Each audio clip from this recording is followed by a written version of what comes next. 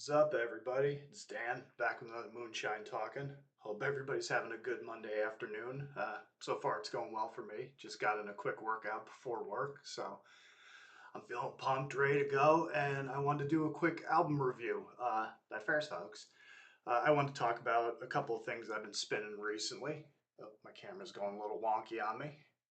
See if we get that in focus in a second here. Hello, hello. Check 1 2. Let's see. Is it going to go back in focus? There we go. So anyhow, spinning this Desolus System Shock, this Antichrist Siege Machine. There we go. Vengeance of Eternal Fire, and this Wolf Skull Hexella Burn With Us split. They're all really good. If Hexel is good on this split, but I really like the Wolf Skull. I like the Black and Thrash. That's something I've really been getting into the past couple of years. Demon of Lust is probably my favorite track on here. It's got a real Danzig vibe to it, which I really enjoy. I love early Danzig, and I love a lot of John Christ's guitar work. So, and a lot of that, it's got a lot of similarities to that. So I was really enjoying that. They do a cover of "Evil Has No Boundaries" by Slayer, which is the first Slayer song I ever heard. So that kind of holds a special place in my heart. The Antichrist Siege Machine, that thing is friggin' brutal as all get out, and I've only listened to it once, so I gotta I gotta get better acquainted with it. But I'm really enjoying what I've heard thus far. It's definitely one of the better ones that I've heard this year. Oh crap! Hold on. Sorry about that. I had to pause for a second. I got a phone call. But yeah, anyhow, yeah, this Antichrist Siege Machine, that's really good. That's really killer, brutal stuff. And then the Desolus, I finally got around to spinning that, and that's really good. I like the old school, like early Slayer vibes on it with the vocals and all that.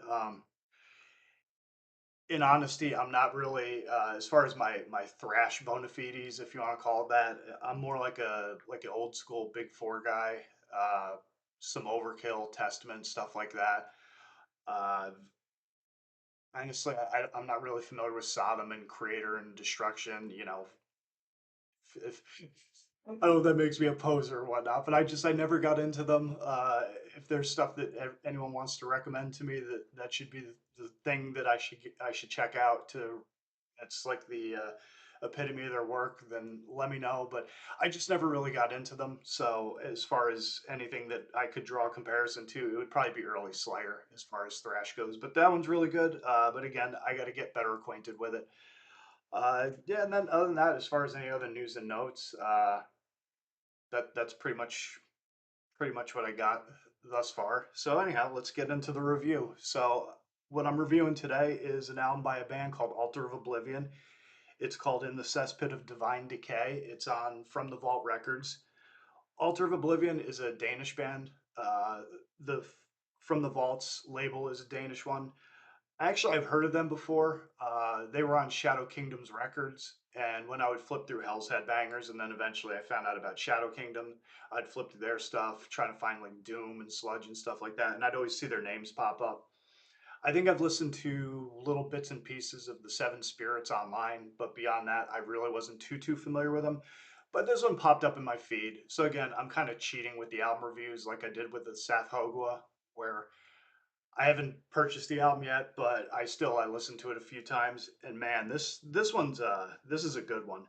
But as far as the band itself, they formed they formed in 2003 as a two-piece called Summoning Sickness, which was the guitar player Martin Sparvath and another guy by the name of Alan Larson. He was on drums, and they were a two-piece. And then over the course of the next few years, they evolved into more of like a black speed death band, and then eventually it evolved into more of a doom metal band. So that's kind of the evolution of it.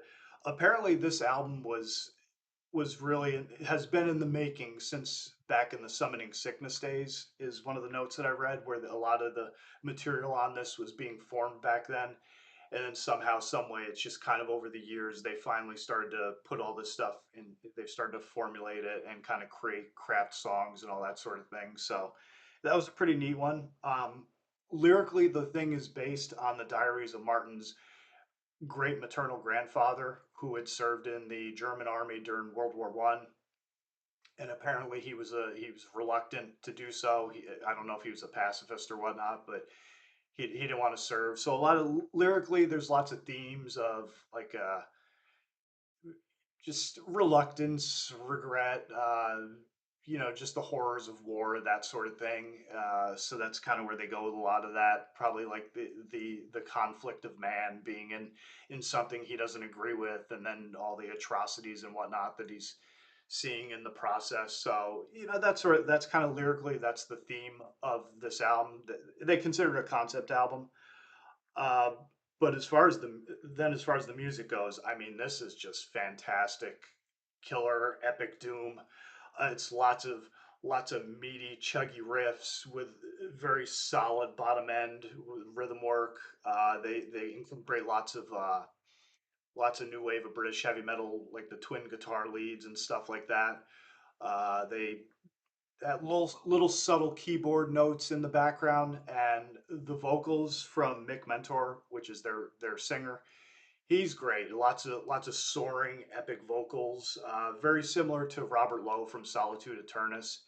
I would even kind of compare him to Warl Dane from Nevermore a little bit. Not quite as gritty as Warl, but in a similar. That's kind of what I get from it. And then as far as the rest of the band, I'm gonna probably butcher the name, but Jeppy Cambrat, he's on guitars. C. Norgard, he's on bass. Danny Woe's on drums, and then Yannick Nielsen, he's the keyboard player. And then they had a guest guitar player on a couple of tracks, Nikolai Adanezov, and he did guest guitar on Silent Pain and Damnation. But that's overall the tone of the music on the album. Like lots of soaring vocals, lots of meaty, chuggy riffs with cool little twin leads and stuff like that, subtle keyboards, and that's very prominent on songs like the opening track, "Nothing Grows on Hallowed Ground." That's one of the singles on the album. That one's just killer. It starts with this just a great opening riff with little subtle keys in the background, and then they kind of have like they kind of go into like the new wave of British heavy metal guitar leads and stuff like that, which kind of builds the anticipation, and then it goes into the main riff, which is real chuggy, and then they're off to the races on that one, and it's just the main riff is that's a bad father mucker. That one's just killer. The next song on the album is The Fallacy. That one's again meaty riffs. This one, the drums really stood out. Danny Woe's drums on the song really kind of stood out as far as stuff that was really highlighted in the song. About the 3 minute mark, you got this fist banging riff that's just like yeah, that one's yeah. And again, more new wave of British heavy metal, twin guitar stuff. Probably another song I'd highlight on is The Night They Came. They do a whole little choral vocal arrangement on it, which is really good. Uh, and then again, more chuggy riffs. They throw in some undertones of with some tremolo picking, which they do in a couple of other songs, but that's kind of again another thing that they do where they have a nice little chuggy power chord, and then they'll throw some tremolo picking underneath it, which gives it a nice flair, nice accent. And then as far as other songs to point out, Silent Pain, that's another good one. It's kind of a sleeper track where at first it was kind of, listen to it and then it's kind of like, okay, kind of droning off. And then it kind of kicks in with the chorus and you're like, okay, yeah, I'm getting into this. This one I can get into. Overall, it's 10 tracks. It's about, I want to say it's 49 minutes long, 47 to 49 minutes long. They've got three weird is a bad word to choose, but they have these three songs that aren't really like proper songs. One's they close out the album with "Wind Among the Waves," the "Wind Among Waves," I should say, and it's more like they have this clean guitar melody, and they have a female doing like a spoken word thing, which I'm gonna presume is are notes that they took from Martin's great grandfather's diary, and they just kind of incorporated into the composition. Ghost in the Trenches, that's more of just like an instrumental with synths and keys and all that sort of thing. And then The song Damnation, it's got a lot of Solitude by Black Sabbath vibes to it. They even incorporate flutes into it, which kind of gives it, that's where I kind of got the impression from it. And those are kind of like nice little diversions in between the heavier stuff and the chuggier stuff and more, the more metally kind of stuff. But overall, yeah, man, this thing is killer. I would give it a 4 out of 5 as far as albums. It's definitely, as far as stuff that I've heard, it's at the top of my list this year. It's really, really good. I've probably listened to this thing at least 6 or 7 times. And just, I'm gonna pick it up. You can get it through their Bandcamp, or you can go on the From the Vaults label, their website. I'm trying to think if there's any place else you can go. I'm sure there is, but yeah, this one's killer. I'm gonna dig into their back catalog and check out some of the other stuff that they've done and see if it's comparable to this one. But yeah, if you like anything similar to like a Solitude Aeturnus or Candlemass, maybe even a little Trouble, but that more epicy doom kind of stuff, then this would be right up your alley. Again, I can't recommend it enough. I really enjoyed it. If you even just want to listen to one song, I'd start with the Nothing Grows on Hallowed Ground. That's a great place to start as far as this band and this album, because just a solid tune. And yeah, that's pretty much it. That's what I got for you. I just wanted to put that one out there and draw some attention to this band because I think they deserve it. They put out a fine piece of work.